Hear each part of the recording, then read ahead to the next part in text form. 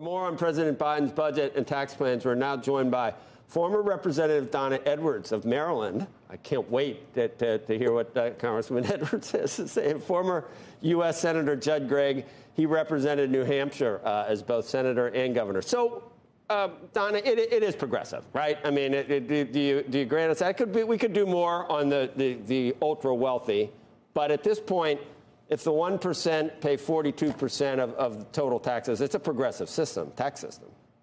Only if you don't count the loopholes. I mean, that's how progressive it is. And so, look, I actually think this is a sound proposal. It affects 1.8% of all taxpayers. That means 98% of us, roughly, are not going to be impacted by this tax. That includes many small business owners as well.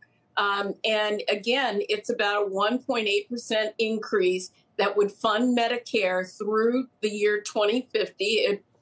Otherwise, we're running into a real problem in 2028. Look, I just signed up for Medicare last night, so I have a vested interest in this conversation. And I think it makes real sense. And again, we're talking about 1.8% increase and a 1.8% of all taxpayers in the country.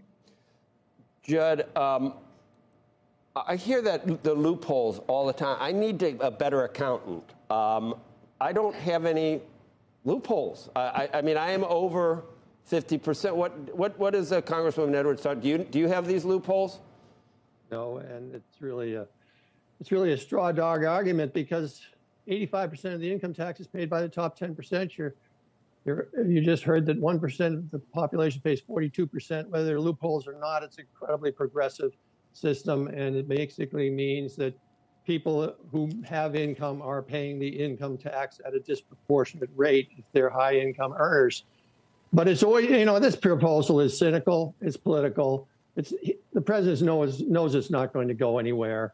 But it's always easy to say, well, we'll tax the other guy and we'll spend it on us. And that's essentially what this is. I mean, the Congresswoman essentially said 1.2% of the people are going to pay for the health care costs of the entire country that's over age 65. I mean, it's pretty absurd. If you want to correct the Medicare system, and it needs to be corrected, it's going bankrupt, just like the Social Security system, then you have to have a bipartisan plan. You can't just do it on the tax side. And it has to be a plan that involves controlling the rate of growth of the system through managing health care better. And at the same time, there would probably be some revenue items. But if you really want to address the revenue items, since this is an insurance program, everybody's HI tax should go up by a very small percentage. Say, I don't know, maybe 0.1% would probably solve the problem. Maybe it's 0.20%, but it'd be a very low number. But you just don't throw out one of these red meat proposals. We're just going to tax everybody over $400,000 and that's going to solve the problem.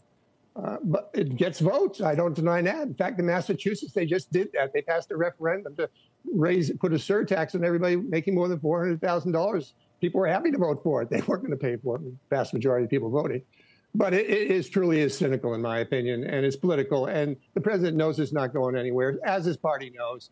But it's a good way to say, well, we tried to address the problem, but we really couldn't do anything about it. Well, that's not the answer. The answer is pull together a bipartisan group like the Simpson-Bowles group, who solved the Social Security problem if it had been passed, and say, go to work, get this done, come up with a solution. The solution has to be control the rate of growth of the program as well as some sort of revenue.